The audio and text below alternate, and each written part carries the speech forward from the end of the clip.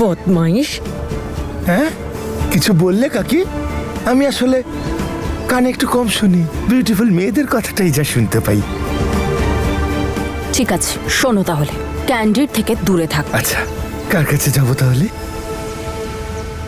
Candy শোনা আমার, আমায় এই তো শিখিয়েছে ওর মা। দেখো, একটা ছেলে তার বাবাকে ভয় পাচ্ছে। হ্যাঁ, এসো শোনা আমার, আসো আসো। একবারে কথা বোঝো না তুমি? ও বললাম তো ক্যান্ডির থেকে দূরে থাকো, ভয় পাচ্ছে। আচ্ছা, বাচ্চার থেকে দূরে থাকবো। তাহলে কার কাছে যাবো শুনি?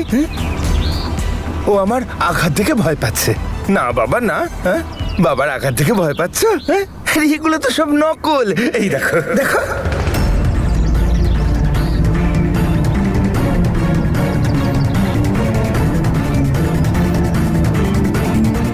বাবার মুখটা দেখো, গ্ল্যামার কেমন ঝরে পড়ছে, আন্টির মতো।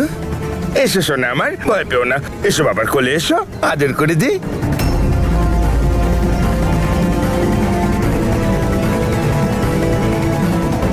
আমার যা ভালো লাগে তা আমি নিয়েই ছাড়ি। যে কাজের জন্য এসেছিলে সেটা হয়ে গেছে তো, এবার বেরো এখান থেকে। আমাদের মধ্যে কেউ তোমার এই মুখটা দেখতে চায় না, না ক্যান্ডি। আন্ডারস্ট্যান্ড? বেরো। আচ্ছা বৌদি, আমি তাহলে যাই, কিন্তু ফিরে আমি আসবই আমার ক্যান্ডি সোনাকে নিতে। যদি সোজা কথায় দিয়ে দাও তাহলে খুব ভালো, নয়তো কিভাবে নিতে হয় আমি খুব ভালো করে জানি। আর আমাদের মধ্যে দেওয়া নেওয়া তো সারা জীবন ধরে চলবে। ছোটাবো জোরে গাড়ি, উড়বে মাথার চুল, আমায় ভুল বুঝো না সখী, আমার মনে ফুটেছে ফুল। বাই বাই ক্যান্ডি, বাবা will come soon.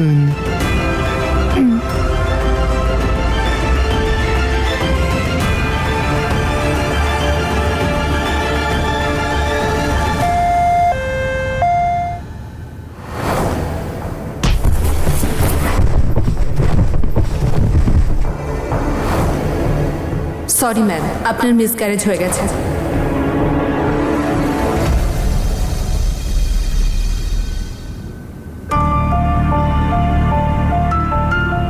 Hello, please be careful. Recently আপনার মিসক্যারেজ হয়েছে। আপনার বডি আর আপনার মাইন্ড দুটোরই রেস্টের খুব প্রয়োজন। ওনার হাজবেন্ড আসেননি? ওনার না, আসেনি আমার বাড়ি থেকে কেউ। সবাই মরে গেছে আমার বাড়িতে, এখন কি করব? আমার বাড়ির লোককেও টেনশন দেবো, তাই তো? জেসমিন শান্ত হ প্লিজ। আমি বাড়ি যেতে পারবো কিনা সেইটুকু আমাকে উত্তর দিন, তাহলেই হবে। ওকে, এই নিন আপনার মেডিসিন। আমি মাকে চাই। ক্যান্ডি, এভাবে কেউ কাঁদে? দেখো, যদি তুমি কাঁদো তাহলে মাও বুঝতে পারবে, আর মাও ওখানে কাঁদবে। হ্যাঁ বলো। বলছি শোনো, তাড়াতাড়ি কিছু করো, আমার মেয়েটাকে বাড়িতে ফিরিয়ে আনো তাড়াতাড়ি। দেখো, আমি তো চেষ্টা করছি, কয়েকজনকে ফোনও করেছি। তুমি সিমরানের জন্য চিন্তা করো না, আমি আর বীর থানাতেই রয়েছি। এখন রাখছি। আমার এক্ষুনি মাকে চাই, ওই পচা আঙ্কেলটা আমার বাবা নয়। ক্যান্ডি, মা আসবে, খুব তাড়াতাড়ি আসবে দেখো। কিন্তু তুমি যদি এভাবে কাঁদো না তাহলে মাও কাঁদতে শুরু করবে। তুমি চাও সেটা? চাও না তো? তাহলে তোমাকে শান্ত থাকতে হবে, কাঁদবে না। ওকে, চল, গুড বাই। প্রমিস করো যে তুমি মাকে তাড়াতাড়ি নিয়ে আসবে।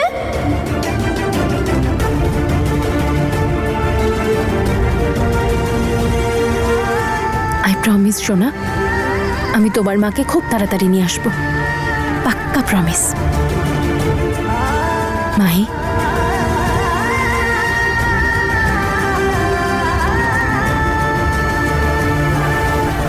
সিমি, তুমি ঠিক আছো তো এখানে? বুঝো, তুমি আমার জন্য চিন্তা করো না, তুমি শুধু আমার ক্যান্টিকে দেখে রেখো। আমাদের দুজনের মধ্যে একজনের ওর পাশে থাকা খুব দরকার। দিদি, ক্যান্ডির চিন্তা একদম করো না, বাড়িতে সবাই আছে, তনু, মাহি, সবাই ওর খুব ভালো মতো খেয়াল রাখবে। তুমি শুধু নিজেকে সামলাও। আই প্রমিস, আমি তোমায় এখানে বেশিক্ষণ থাকতে দেব না।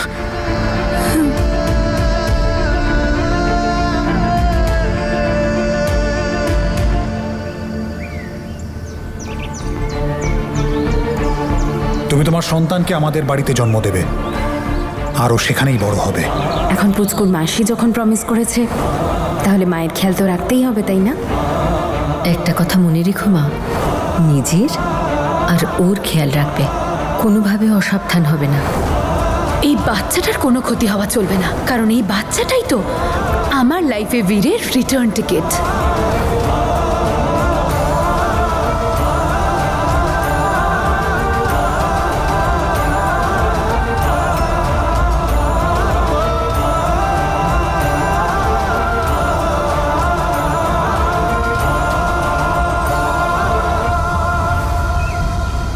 জেসমিন, আমি তোর অবস্থাটা বুঝতে পারছি রে, কিন্তু দেখ তুই নিজের খেয়াল রাখ। কি ভাবছিস তুই নিজেকে? কতটুকু জানিস তুই আমার কষ্টের ব্যাপারে? না না, কতটুকু জানিস তুই বল? কিচ্ছু জানিস না তুই। আর আরো একটা কথা শুনে রাখ, আমার বাচ্চা হারানোর জন্য কোনো কষ্ট নেই। আমি যে এত পরিশ্রম, আমার আমার লাস্ট চান্স, আমার প্ল্যান সব। আরে আমি তো বলেছিলাম তোকে আর সুইটিকে যে এই ছিল আমার লাইফের ইন্স্যুরেন্স পলিসি, যার মাধ্যমে আমি সিং পরিবারে ঢুকতে পারতাম, বীর আমার লাইফে আসতে পারতো। এখন তো আর কিছুই রইলো না, বল। দেখ জেসমিন, তোর মানসিক পরিস্থিতি এখন ঠিক নেই, তুই বুঝতে পারছিস না তুই কি বলছিস। তোর নিজের সন্তান ছিল, অ্যাটাচমেন্ট তো নিশ্চয়ই হয়েছিল, তাই না? ঘোড়ার ডিম অ্যাটাচমেন্ট হয়েছিল আমার। কোনোদিন খেয়াল রাখবো ওর, তবে তো অ্যাটাচমেন্ট তৈরি হবে। কিন্তু আমার তো মন সবসময় বীরের দিকেই থাকতো, কারণ এর সাহায্যেই তো আমি বীরের লাইফে আবার এন্ট্রি নিতে পারতাম। কিন্তু এখন তো আরে দূর। জেসমিন, তুই চুপ কর, বুঝেছিস তো? না হলে তোকে এবার উল্টো পাল্টা শুনিয়ে দেবো আমি। তুই যা এখান থেকে চুপচাপ। চুপ কর জেসমিন, প্লিজ চুপ কর। আমি না হয় চুপ করে গেলাম জেসমিন, কিন্তু তুই তোর পরিবারের কাছে কি করে লুকাবি এই ব্যাপারটা? ওদেরকে তো সত্যিটা বলতেই হবে তোকে। মা, আপনি প্লিজ কাঁদবেন না। বীর আর বুঝো গেছে তো, ও সবটা সামলে নেবে। দিদির কিচ্ছু হবে না, প্লিজ।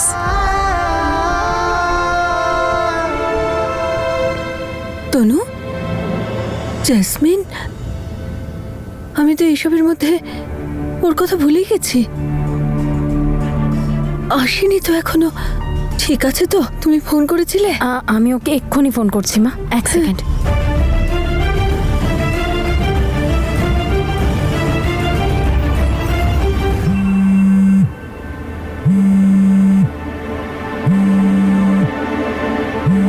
জেসমিন, তনু ফোন করেছে। জেসমিন, আমার কথাটা শোন, তুই যদি কথা না বলিস ওরা কিন্তু তোকে খুঁজতে বেরিয়ে যাবে। আর ওরা যদি একবার আমার বাড়িতে চলে যায় তাহলে কিন্তু কাল রাতের পার্টির ব্যাপারে জানতে পেরে যাবে। আমার মা জানে যে আমরা কাল রাতে নিকির পার্টিতে ছিলাম। ধুর। হ্যালো, হ্যাঁ তনু। হ্যালো জেসমিন, তোর ফ্রেন্ড কেমন আছে? ঠিক আছে, বেটার আছে আগের থেকে। ঠিক আছে, তাহলে তুই বাড়িতে চলে আয়। এখানে অনেক কিছু ঘটে গেছে। গন্ডগোল হয়? কি হয়েছে রে তনু? জেসমিন, সিমরানদিকে পুলিশ অ্যারেস্ট করে নিয়ে গেছে। কি? মায়ের অবস্থাও একদম ভালো নেই। তুই এখানে থাকলে অন্তত উনি তোকে নিয়ে চিন্তা করবেন না। তুই তাড়াতাড়ি চলে আয় প্লিজ। হ্যাঁ হ্যাঁ হ্যাঁ, আমি আসছি, আমি এক্ষুনি আসছি। বাই। এবার কি করব?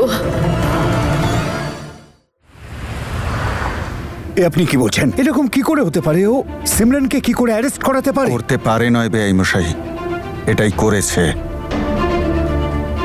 ওর অনেক দূর অব্দি জানাশোনা, না হলে এমনটা হতেই পারে না। সিমরানদি তো বলছিল যে ওই লোকটা একদম ক্রিমিনাল মাইন্ডেড, যা খুশি করতে পারে, যা খুশি বলতে পারে। ফির সিমরানদির এখনো বেল হয়নি। শনি রবি তো, তাই দুদিন কোর্ট বন্ধ আছে। সোমবারের আগে তো বেল হবে না। আমার মেয়েটা দুদিন জেলে থাকবে? মাথা খারাপ হয়ে গেছে তোদের? কিছু করলে না কেন তোমরা? মা, অনেক বুঝিয়েছি, অনেক করে রিকোয়েস্ট করার চেষ্টা করেছি জাজকে, কিন্তু উনি কিচ্ছু শুনলেন না। বললেন যে সোমবার আসতে। বীর, ওই জজের নাম কি? ত্রিলোচন। এই সব কিছু না ওই অমরের সাজানো গোছানো প্ল্যান। ও ইচ্ছে করে শুক্রবার এটা করেছে যাতে আমরা কিছু করতে না পারি। এখন কি করা উচিত? এটা মেনে নেওয়া তো যায় না। আমার মেয়ে দুদিন জেলে থাকবে। না না বেআই মশাই, একটা কিছু করতেই হবে। হ্যাঁ অবশ্যই। আমি জজের ভাইয়ের সাথে কথা বলার চেষ্টা করছি। আমি চিনি ওকে। পুরো দোষটাই আমার। সেদিন যদি সিমের কথাটা না শুনে পুলিশে রিপোর্ট করতাম তাহলে আজকে এটা হতো না। আমি এটা কি করে করলাম? সমস্ত দোষ আমার। আমার জন্য সিমির বেল হচ্ছে না। কি করে এটা মেনে নি বলতো বীর? ভাই সামলা নিজেকে, দেখ আমরা সবাই আছি তো, কিছু না কিছু একটা হয়ে যাবে। প্লিজ সামলা নিজেকে, তুই কান্না থামা ভাই। কাঁদতে দাও ওকে বীর, যদি ওর মনটা একটু শান্ত হয়।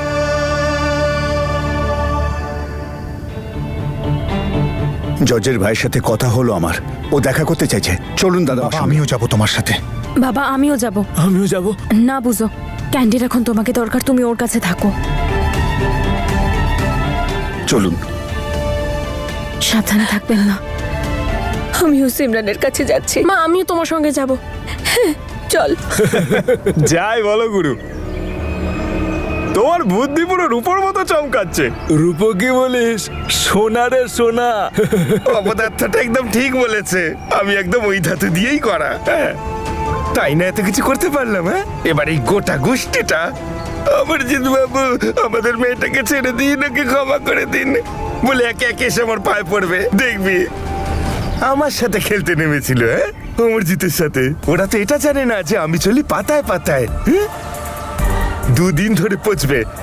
আর আমার কথাটা লিখে নে, সবাই মিলে চেষ্টা করলেও ওর জামিন করাতে পারবে না, এমন সেটিং করে রেখেছি।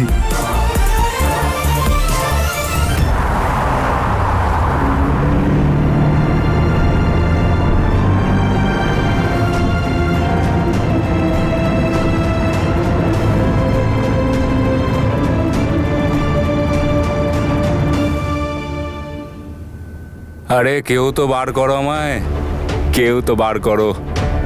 হে ওপরওয়ালা, এই লোকগুলোর মাঝে আমার মেয়েটার কি অবস্থা হবে?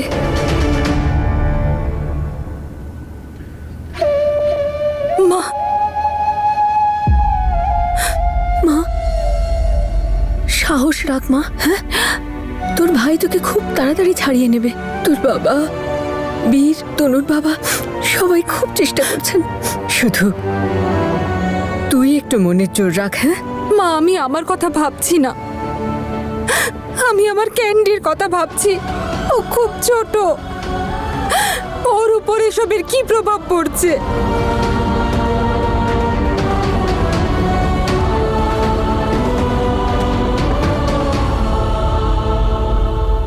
কিছু করুন না স্যার, আমার মেয়ে সারা রাত কি করে জেলে থাকবে? এনার মেয়ের কোনো দোষ নেই দাদা, আপনি জজ সাহেবকে বলে ওর বেল করিয়ে দিন। বাড়িতে বাচ্চা আছে ওর। আই এম সরি, আমি বুঝতে পারিনি অমরজিৎ এত খারাপ মানুষ। আমার জন্য তোমাদের জীবনে এত সমস্যা আবার বেরিয়ে এলো, আমি খুবই লজ্জিত। না দিদি, এতে তোমার কি দোষ?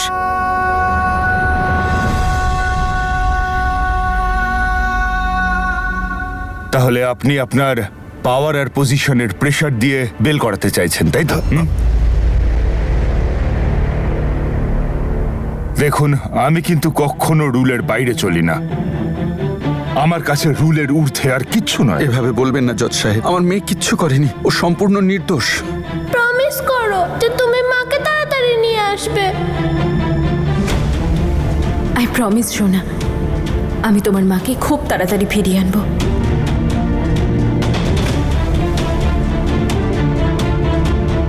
আমায় ক্ষমা করবেন না, এই ব্যাপারে আমি কিচ্ছু করতে পারবো না।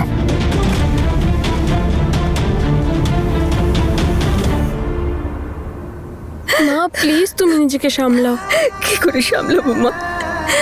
জানি না আমি কোন পাপের শাস্তি পাচ্ছি। আমার কোনো ছেলে মেয়ে শান্তিতে নেই। একজন ছেলে একজন বাবা হতে পারবে না, আর আরেকজন তো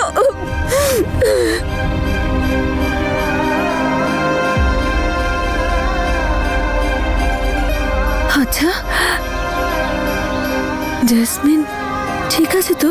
কি জানে ও বাচ্চাটার খেয়াল ঠিক মতো রাখছে কিনা। জ্যাসমিন, আরে তুই এটা কি করছিস? তুই সব সময় ভুল ডিসিশন নিস। তুই প্লিজ তোর বাড়ির লোককে সব সত্যিটা বলে দে। আর তুই ওখানে গিয়ে করবি বাকি। আমার কাছে আর কোনো অপশন নেই। আমি অকারণে বীরের অপমান সহ্য করব না। ও আমাকে দেখে হাসবে, আমাকে অপমান করবে, আমাকে জেলে পাঠিয়ে দেবে। এটা আমি কিছুতেই হতে দেব না। কিন্তু বীর তোকে জেলেই বা কেন পাঠাবে? তুই এমন কি করেছিস? এই তোর এসব জেনে কি হবে বলতো? তুই প্লিজ আমার লাইফে ইন্টারফেয়ার করাটা এবার বন্ধ কর। দয়া করে আমাকে আমার মতন ছেড়ে দে, আমি দেখে নেব আমাকে কি করতে হবে। কাছে যাব, আমি মায়ের কাছে যাব, বাবা আমি মায়ের কাছে যাব। ক্যান্ডি, না বাবা না, এমন জেদ করে না বাবা। ও আমার সোনা, কাঁদে না মানা, কাঁদে না, চলে আসবে মা। ওদিকে ক্যান্ডি, সোনা। ক্যান্ডি, ছোটদের ওখানে যেতে নেই বাবা, মা চলে আসবে এক্ষুনি, তুমি চিন্তা করো না। আমি যাব। বাবা এরকম করে না, মা চলে আসবে তো। মায়ের কাছে যাওয়া তো যাবে না, কিন্তু মায়ের সাথে ফোনে কথা বলিয়ে দিতে পারি। কিন্তু তার জন্য তোমায় এই খাবারটা শেষ করতে হবে। আমি তোমার কাছে খাবো না, আমি মায়ের কাছে খাবো। তাহলে এসো মায়ের কাছে।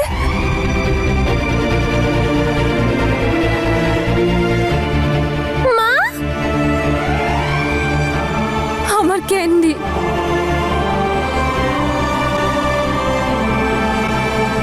মা, এটা কি করে হলো রে? জজ সাহেব মেনে নিলেন?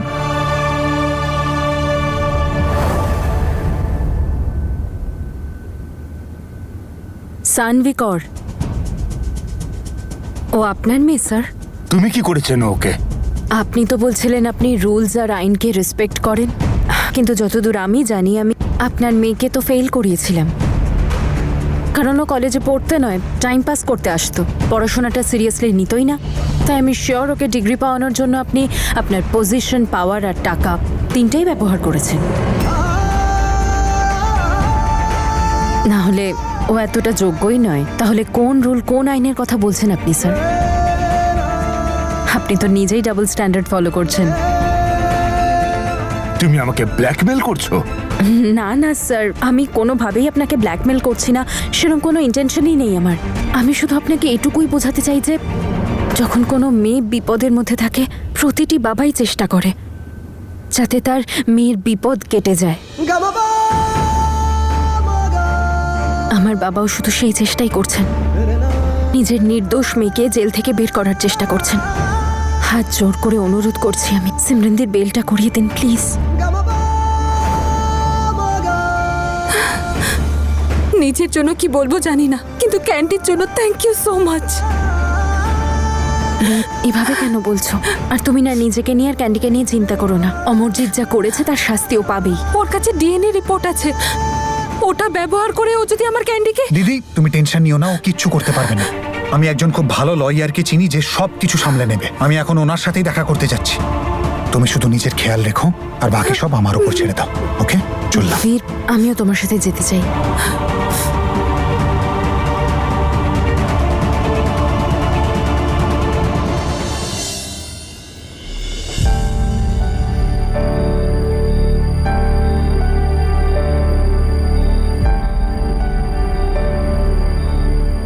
তনু, বেশ অদ্ভুত একটা দিন ছিল না আজকে?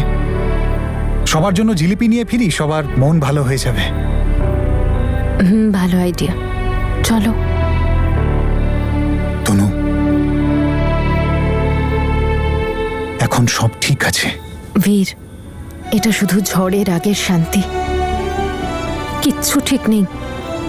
অমরজিৎ একটা অত্যন্ত নোংরা আর ঠকবাজ। I know.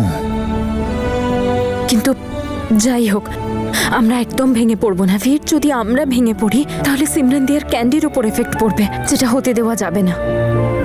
আমার সাহস তো তুমি, আর যতক্ষণ তুমি আমার সাথে আছো ততক্ষণ আমি কিচ্ছু পরোয়া করি না। আর তারপর তুমি আছো তো বাড়ির সবাইকে হাসাবার জন্য। এবার যাওয়া যাক। ওহো বীর, তাড়াতাড়ি এসো। এখন ভিজে যখন গিয়েছি তো ভিজেই যাই। হতে পারে যে এই বৃষ্টিতে আমাদের সমস্ত কষ্ট ভেসে যাবে। যদি তাই হয় তাহলে বাড়ি তো কাছেই আছে, ভিজতে ভিজতে চলেই যাই।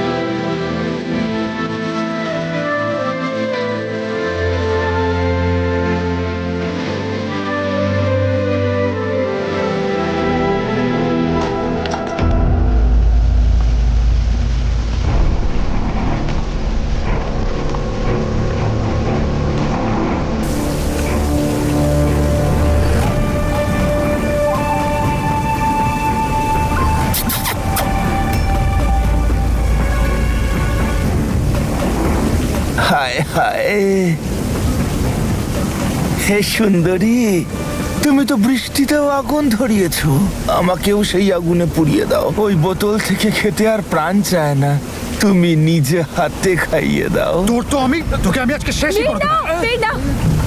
তনু ছাড়া আমাকে। তনু ছাড়া বললাম না। কি করছো? আমার না হওয়া শালা বাবু, আয় মার না, মেরে জেলে যা, মার না, আয় মার। তুমি ওর গায়ে হাত দেবে না, বুঝলে? না তনু ছাড়া আমাকে। না আমি তো ওকে আজকে- তুমি সরে যাও তনু। আয় না।